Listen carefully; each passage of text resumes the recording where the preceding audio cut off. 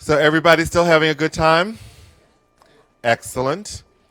So we wanted to end the day as we did last year with we call this kind of like the learning lab moment where Tanenbaum gets to just present some information for both consideration, but also that we hope will begin to give some direction to what's the next conversation to have after the summit is over. And to start this out, I wanted to share a quick story with you. We had the good fortune to attend the Concordia Summit, which is convened here in New York by Concordia, which is a subsidiary of the Libra Group. The Libra Group was our 2017 Corporate Bridge Builder awardee. And at the Concordia Summit, heard an interesting report, interesting conversation around efforts to address refugees. And one of the ways in which the Soros Foundation did this. So George Soros basically put $550 million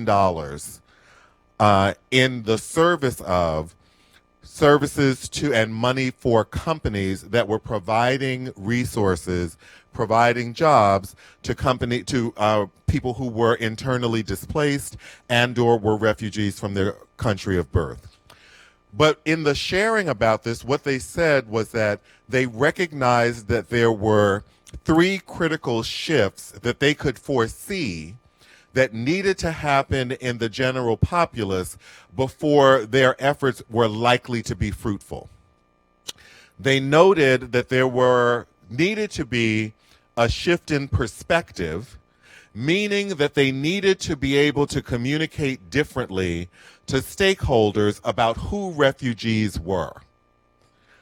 There also needed to be a shift in proximity.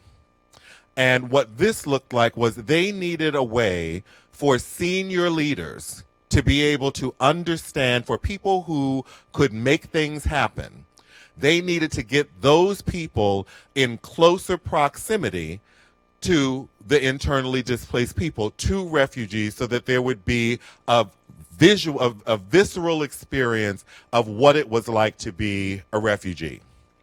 And finally, that there needed to be a shift in paradigm. So rather than just thinking about this group of people who were being run out of their homes, they needed to actually shift the paradigm around how they were thinking about the population of people known as refugees. And we're sitting there listening to this report, and it's occurring to me that these three shifts are also necessary in the conversations that we've been having around religion in the workplace.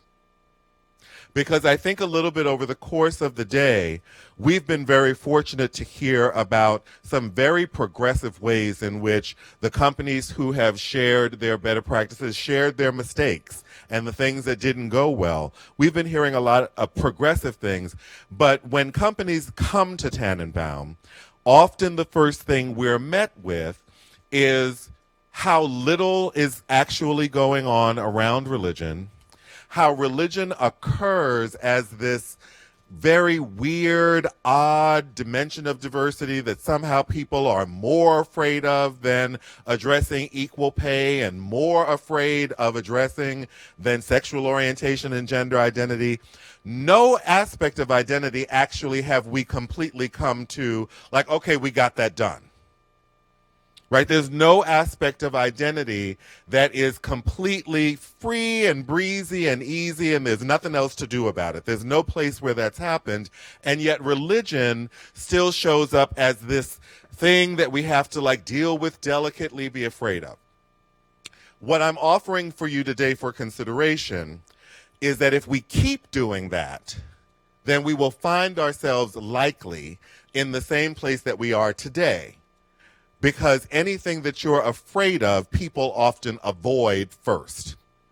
And even if you can see the value, even if you can see the value proposition, as someone said earlier today, I've thought about it, I think it was James Lee, I thought about it, but I've got concerns about it. And sometimes those concerns get in the way of some of the most creative solutions that have ever come into workplaces. So what I want to share with you briefly is how could these three shifts be thought about from the perspective of addressing religious diversity in the workplace. And then we're going to give you some time at your tables to think about, both from your individual companies, but also maybe even collaboratively, what would a shift in perspective around religion look like in your company? What would a shift in the proximity that you have to the topic, what would that look like? And if there is a paradigm that already exists within your workplace, which is made on spectrums of we don't know what to do about religion to let's get it, let's get after it, like on those two spectrums of experience, what would a shift in paradigm look like? If you all of a sudden were starting from a different place, had a different idea about what addressing religious diversity in the workplace looks like. So does this make sense kind of where we're going? Kind of, sort of? Okay. You know, I come from a call and response tradition. If you all don't respond, then I think something is wrong. So first, a change in perspective. One of the things that I think it's important that we have to remember, at least from the U.S. perspective, is that when we talk about issues of equality or fair treatment, most of them have been legislated in the United States.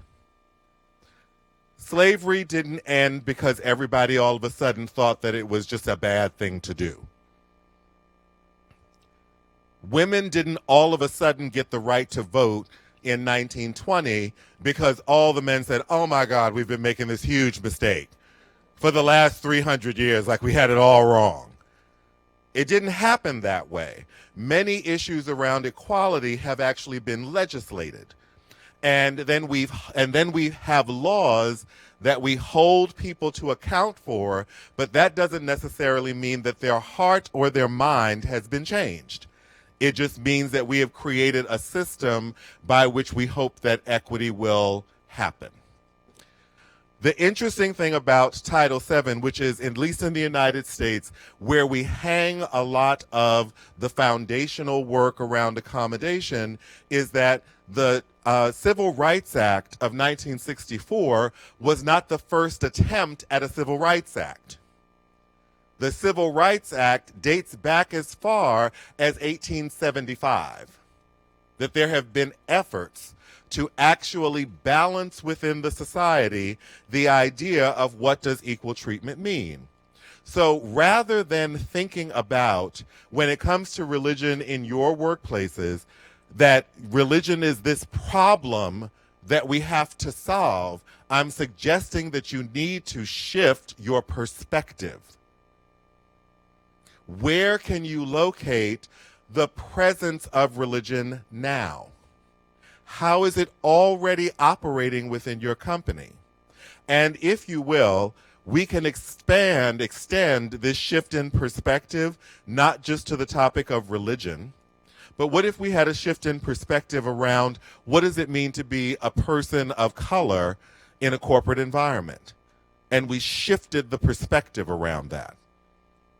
So this is not just limited to religion, but for the sake of discussion today, we're going to talk about, or I offer that we want to begin to shift the perspective around how we think about religion in the workplace as an opportunity, not something that's a problem that you've got to take care of, or a problem that you've got to get ahead of, or maybe even that it's your business advantage. What's the shift in perspective that may give you new access to the topic? So shift in proximity. So some of you who've been in our trainings may recognize this slide. We use it in a number of our trainings. And as I say, when we're doing trainings, the size of the font, the location on the slide, the color, the size of the word, it does not reflect any kind of partiality on our part. We do not think some traditions are bigger or better than others. This is a design element. That is all. But from this perspective, one of the things that we know and that we talk about is that there is usually far more diversity when talking about religion than we normally admit. That there is diversity within traditions and there is diversity among traditions. Depending on who you ask, there are either a little over 4,000 or a little bit more than 40,000 denominations of Christianity. So in that conversation that's started, and I will say that it's, in my secret notes that I'm writing down for the 2019 summit, there will be a conversation around the intersection of religion and sexual orientation and gender identity. But whose Christianity are we actually going to be talking about that day if there's between 4,000 and 40,000 denominations of Christianity? Because simply because people identify as Christian does not necessarily mean that they enjoy the same privileges as others. That's something that we really have to begin to wrestle with. And in terms of a shift in proximity, that means how can you, in your companies, in the efforts you're engaging in, whether it's affinity groups, ERGs, interfaith panels, manager training, how can you have people have a closer experience to the religious diversity that's present in your workplace? This is a question of how, and it's an open question. But and here's the thing, it's almost like going to Baskin-Robbins on steroids.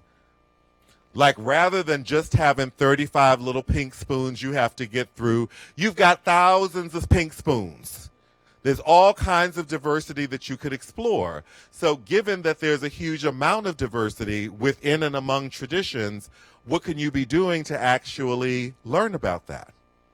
To incorporate it into the conversation around religion in your workplace. And then finally, paradigm. So when we talk about a shift in paradigm, we're really talking about transformation. See, change is when something moves from one way of being to a similar way of being. But transformation is when there is a change in the state of something. So I could have a glass of water and pour that glass into a smaller glass and I'll have overage. That's just change. But if I take the water, put it in a container, put it in a box that is colder than the temperature of the water, I then have ice. I have changed the state of the water. So when we're talking about a shift in paradigm when it comes to religion in the workplace, we're talking about a shift, not just a change, not just something that's a little bit more, but really almost a 180-degree turn from the way we've been doing things, because that's the way we did them. And nobody remembers why we do it that way. We just do it that way because we've always done it that way. So that could be conversations around what are commonly called accommodations. But at the Forum on Workplace Inclusion this year, we heard the opportunity to maybe stop talking about things as accommodations, but talk about them as professional support, as opposed to you're accommodating someone. Turn to somebody next to you and say, I accommodate you. Just turn to them and say, I accommodate you. Try saying, just turn to somebody and say, I tolerate you today. I tolerate you. You're tolerable. See, that is to move from that to I respect you would be a paradigm shift. Because we would be operating from a different perspective. Our starting point, if you will, would be different. So a way to think about it is the starting point that you currently have around addressing religion in your company, in your institution, in your workplace, part of it would be identifying that and then looking to see, so if we were going to create a paradigm shift around this, if we were going to really begin to address religion completely differently than we have, what could we do? See, this is a conversation for possibility, and then it's a conversation for action. Because as I said at the very beginning of the day, hope is not a plan. It is inspiring, and we need to be inspired. But hope in and of itself is not a plan. So there is a folder. It's not a magic folder, but there is a black folder on all of your tables that has a handout that looks like this. And on the top of it, it says Learning Lab Activity. It's not meant to be a secret, but there were all black folders already there. So you'll see that there is a handout for each person, and in it there is a place for you to begin to have a conversation around what's the shift in perspective around addressing religion that you can have in your company, a place for you to actually write out what's the shift in proximity, meaning how do you get people to have a closer experience of the different traditions that are present, and maybe even some traditions that aren't physically present but are important to your business? How do you shift that proximity? And then what's the shift in paradigm? And here's the thing about a shift in paradigm is that you've got to begin to tell yourself the truth about the way you've been addressing religion. So if you've been addressing religion solely in crisis mode, say that. Acknowledge that. If you've been addressing religion as just when I need to, let's acknowledge that. Let's really be kind of authentic about what's the starting point, and then you can identify, well, what's the paradigm shift? What's the way that we could be doing it that we've not even thought about that might be a little bit more empowering, not just to the people in your workplaces, but maybe to you too? That it wouldn't be such a chore. And at the bottom of each of those columns is an opportunity for you to begin to think about what are the resources you would need in order to implement that shift. What are the resources that you would need in each of those areas that would enable at least you to be able to launch or begin that, either the shift in perspective, proximity, or paradigm? So we're going to give you some time to actually work on that. Talk with your neighbors at your table. If you hear a good conversation at the table next to you, eavesdrop, steal what they say and write it down if you can use it in your company. If it sounds like poison, just stop listening. And you don't have to tell them it's poison because it may not be poison to them. It just may be poison to you. So we're going to give you some time to work on that, and then some time to actually share out so that we can hear what you've been talking about in terms of the shifts in perspective, proximity, and paradigm. So we're going to give you, I think, at least 20 or so minutes to actually have this conversation, and then we'll spend some time debriefing. Okay? So get at it.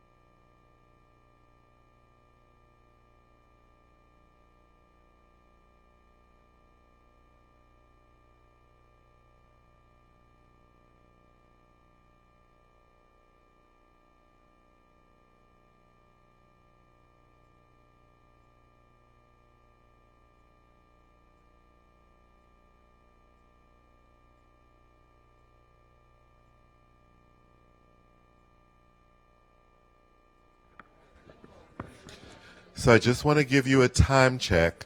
We're going to come back together and start sharing out in about 3 minutes. So I know that you didn't get to do everything, but I am sure there are some starting things that people can share out. So 2 more minutes.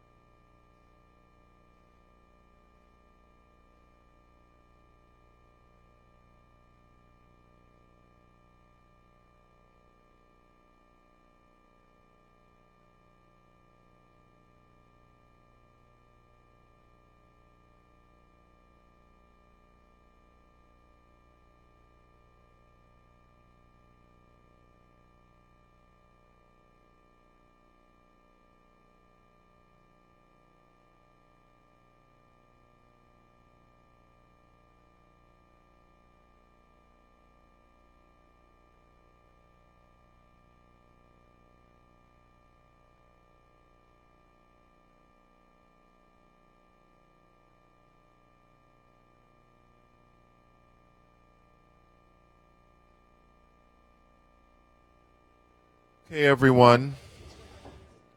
If we could come back together.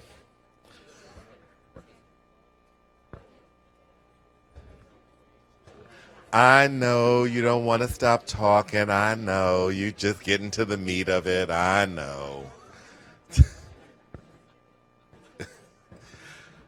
Okay, everyone. So we have mics in the room. Okay, very good. So I would love to hear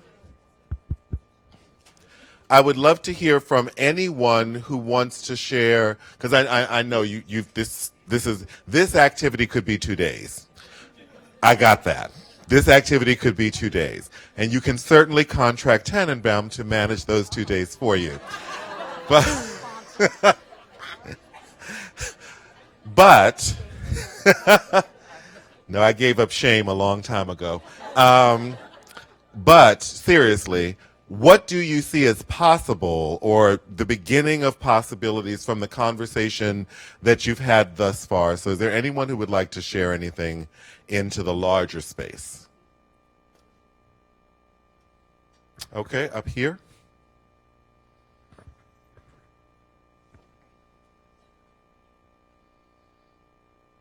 Stand up.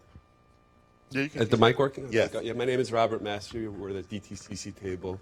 From perspective, proximity, and paradigm, we concentrated on one aspect in terms of perspective when we spoke about exclusion and inclusion. So when we say an interfaith group, we were suggesting maybe it should be atheists, interfaith, and inclusion. So now everybody's included. We're all part of the group. And the perspective now is not about religion, but it's how we interact together to make it a better relationship. And from proximity, we probably sit right next to each other, but we still have this separation of state and church. So we're miles away, a desk apart. We need to encourage that dialogue so we can bridge those gaps, understand how the other person feels, not like I saw something on the news, or I was in Israel, or I was in India and I visited a church or something, and maybe tell me a little bit about it. We can talk about, what did you do last weekend? What occasion did you have? And I think opening that dialogue will make that proximity a lot closer. And then lastly, we spoke about the paradigm shift is, again, it's not about interfaith, it's about dialogue together and understanding one another. Great, thank you so much. Someone else? Anything that you'd like to share that you've seen out of the conversation thus far about either a shift in perspective, proximity, or paradigm? Yes. We need a microphone up here. I'm just standing. Thank you. Hi. I think something that comes to mind for me with proximity is just how do you make it more relevant and closer to the day-to-day, right? So if we think about just cultural relevancy, so if we think religion and what are all the faiths that are being played out, one of the things that we are working a lot, and I'm working a lot at Target, is a religious calendar. And trying to really look very broad at all of the different holidays, festivals, just moments within the year that we all should be aware of, trying to put them on the calendars as, throughout the company. So when we're scheduling meetings, when we're scheduling calls, all of these things, we can be aware. Right. And that, again, that provides that proximity and understanding of what other people might be going through at that moment. If they're fasting, if they're, all of these things, if you're scheduling something really late, is that going to be in conflict, and is that going to be impacting them because they need to get home and be able to eat or do their religious practice, etc. So just providing that awareness and creating as inclusive as possible of a calendar of all of the things that are happening throughout the year. That's great. Thank you so much.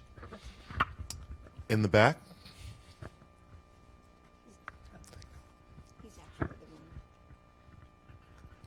We talked a little bit about the shift in perspective from things being compulsory or compliance driven or accommodation driven to something of curiosity.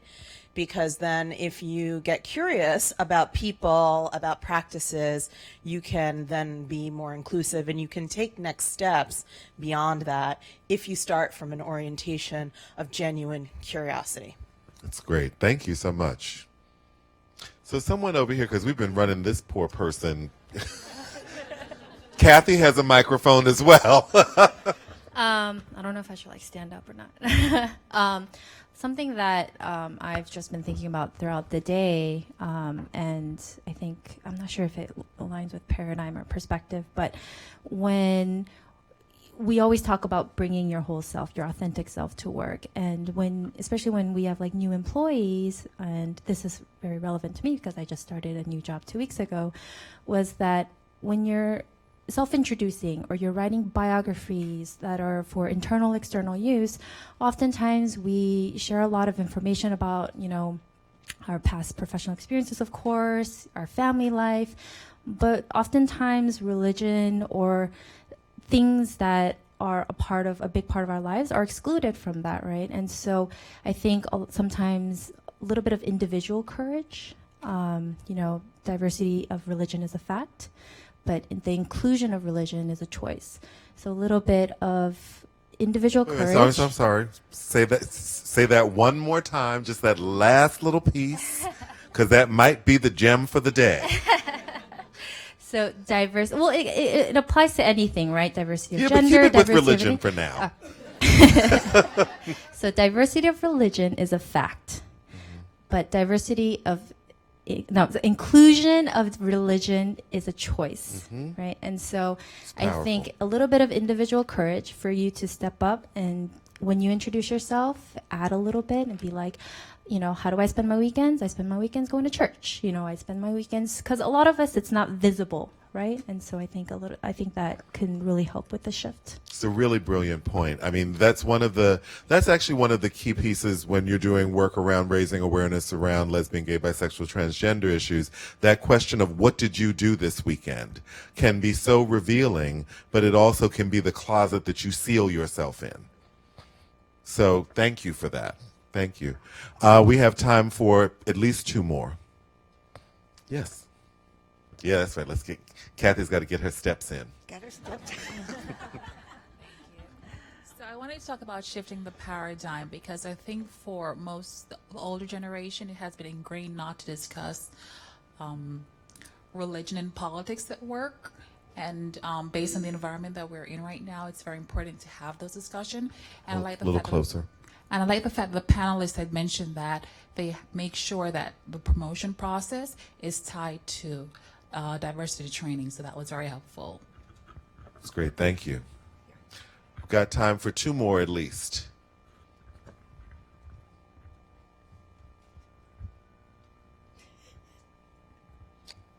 Oh.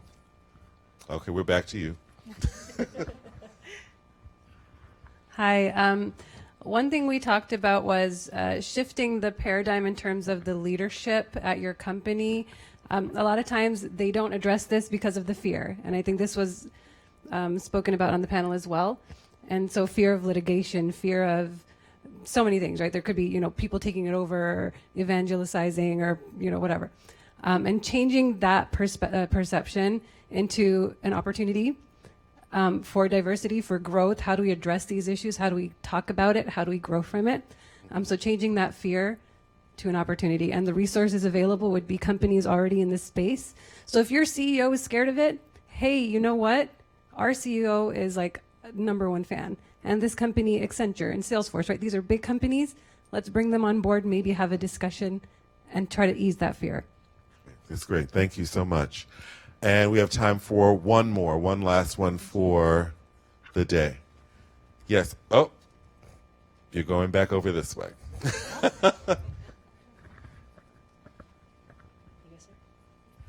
So thanks. Again, Ken Andrzejczyk from FINRA and our group talked a couple things about perspective, where often it's acceptable and done to talk about culture, but the shift could be to include within those conversations some of the religious origins that are intertwined with that culture. So that's a shift that we think could happen and could be comfortable. And I think proximity is this place where we try to find the common ground, go back to the roots and the seeds where there's a lot of commonality. That's one of the proximity issues. And I'm not sure we got to paradigm shifts, but we were deep into perspective and proximity. And I appreciate the deep work you did. So I want to thank you all for your participation thus far. We're actually coming close to the end of our time together today. As we complete for the day, I'd like to ask Erica Irish Brown, who is the Global Chief Diversity Officer for Bloomberg, to come and say a few words, as she has been our generous host today. And I thank you so much for all that you've provided for us, but would love to give her an opportunity to say hello.